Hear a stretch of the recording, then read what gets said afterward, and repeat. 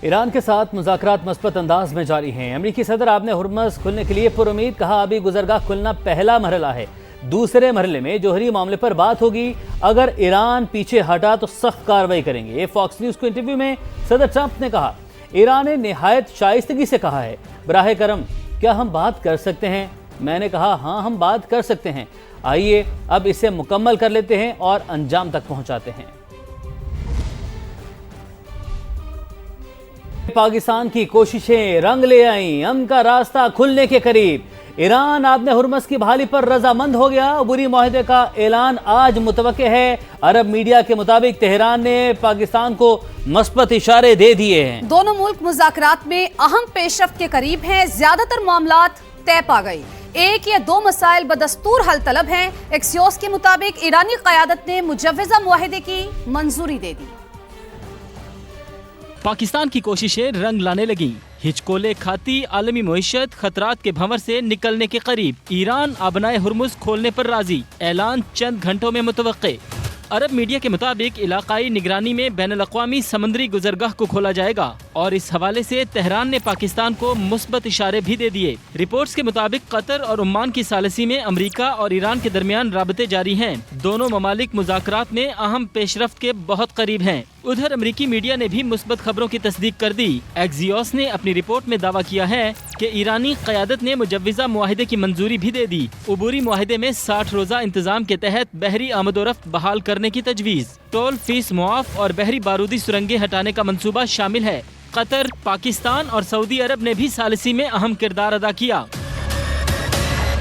ایکسیوس کے مطابق فریقین 30 دنوں کے اندر آبنائے ہرمز کی درمیانی لین سے بارودی سرنگیں صاف کرنے پر بھی کام کریں گے۔ درمیانی لین صاف ہونے کے بعد اسے عمان اور ایران کے درمیان مستقل انتظامات کے تحت آنے اور جانے والی ٹریفک کے لیے استعمال کیا جائے گا۔ ایران اور عمان کے درمیان آبِ ہرمز میں مجوزہ بحری راستے پر اتفاق رائے ہو چکا۔ بیرونی مداخلت نہ ہو تو مشترکہ اعلامیہ حتمی مرحلے میں ہے۔ ایرانی وزارت خارجہ کے ترجمان اسماعیل بقائی کا بیان، کہا ایران اور عمان کے معاہدے کا یہ مطلب نہیں کہ آبنائے ہرمز محفوظ ہے۔ انہوں نے مزید کہا کہ پاکستان اور قطر کے ساتھ مختلف امور پر تبادلہ خیال کر رہے ہیں۔ فی الحال وزیر خارجہ عباس عراقچی کے دورہ پاکستان یا قطر کا پلان نہیں۔ ایران کے ساتھ مذاکرات مثبت انداز میں جاری ہیں۔ امریکی صدر آبِ ہرمز کھلنے کے لیے پر امید، کہا ابھی گزرگاہ کھلنا پہلا مرحلہ ہے، دوسرے مرحلے میں جوہری معاملے پر بات ہوگی، اگر ایران پیچھے ہٹا تو سخت کارروائی کریں گے۔ فاکس نیوز کو انٹرویو میں صدر ٹرمپ نے کہا، ایران نے نہایت شائستگی سے کہا ہے، براہ کرم کیا ہم بات کر سکتے ہیں؟ میں نے کہا ہاں ہم بات کر سکتے ہیں، آئیے اب اسے مکمل کر لیتے ہیں اور انجام تک پہنچاتے ہیں۔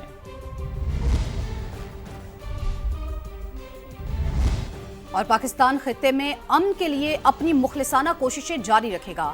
وزیر اعظم شہباز شریف کا پیغام۔ ایران کے وزیر صنعت سید محمد عطابق سے ملاقات میں وزیر اعظم نے کہا، پاکستان ایران کے ساتھ تعلقات کو انتہائی قدر کی نگاہ سے دیکھتا ہے۔ ایرانی وزیر صنعت نے خطے میں امن کے لیے پاکستان کی مخلصانہ کوششوں کو سراہا۔ یہ بھی کہا کہ ایران پاکستان کے ساتھ تجارتی تعلقات کو مزید وسعت دینے کا خواہاں ہے۔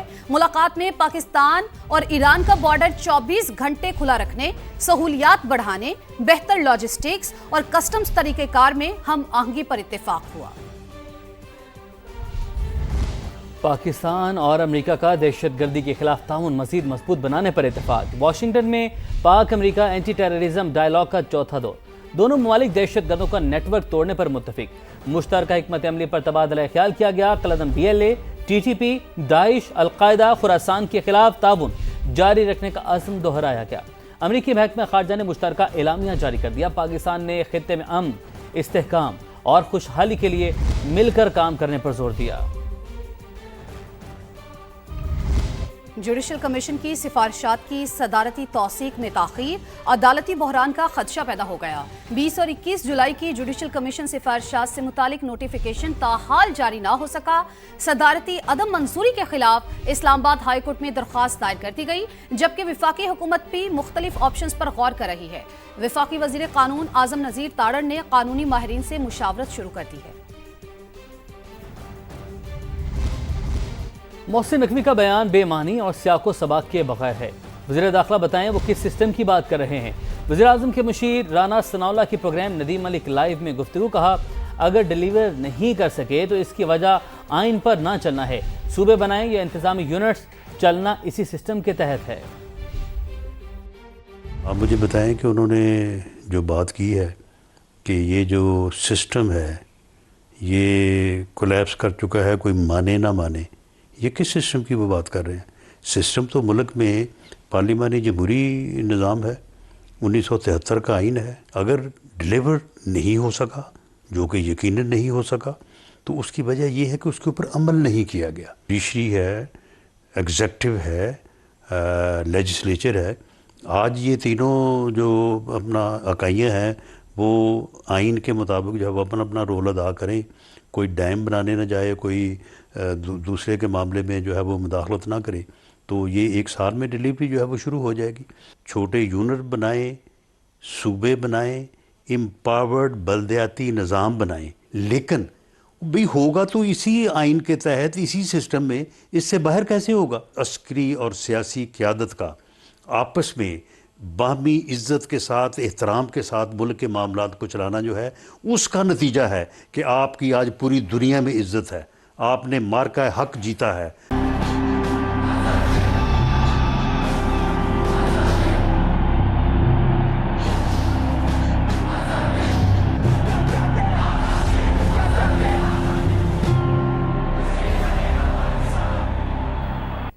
کشمیر بنے گا پاکستان, پوری قوم یک زبان. یوم استحصال کشمیر پر اسلام آباد میں وزارت خارجہ سے ڈی چوک تک ریلی. کشمیری شہداء کو خراج عقیدت پیش کرنے کے لیے 1 منٹ کی خاموشی. کراچی تا خیبر بھی کشمیری بھائیوں سے یکجہتی کا اظہار. لاہور, کراچی, پشاور اور کوئٹہ سمیت شہر شہر ریلیاں. مودی سرکار کے خلاف نعرے بازی. National highways and motorway police کا کشمیری عوام سے اظہار یکجہتی. ملک بھر میں تقریبات, ٹول پلازوں پر خصوصی بینرز آویزاں. بلوچستان اسمبلی میں مقبوضہ کشمیر کی خصوصی حیثیت ختم کرنے کے خلاف مذمتی قرارداد منظور کی گئی.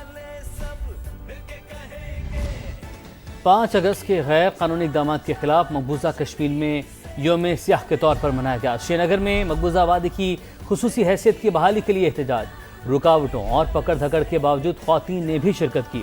مظاہرین نے مقبوضہ جموں و کشمیر کی خصوصی حیثیت اور بنیادی انسانی حقوق کی بحالی کا مطالبہ کیا. قابض فورسز نے خواتین سمیت متعدد مظاہرین کو گرفتار کر لیا. وفاقی وزیر مواصلات عبدالعلیم خان کا کہنا ہے کہ 5 اگست 2019 تاریخ کا سیاہ باب ہے. کشمیری اور پاکستانی قوم 5 اگست کا دن کبھی فراموش نہیں کر سکتے. عبدالعلیم خان نے کہا کہ بھارت کی آئینی ڈکیتی کا مقصد مقبوضہ وادی کے آبادیاتی تناسب کو تبدیل کرنا تھا. اقوام متحدہ کی قراردادوں کے مطابق حق خود ارادیت کشمیریوں کا بنیادی حق ہے.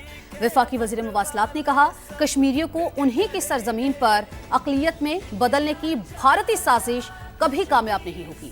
مظالم, سخت لاک ڈاؤنز اور جغرافیائی تبدیلیوں کے باوجود کشمیریوں کا جذبہ حریت قائم ہے.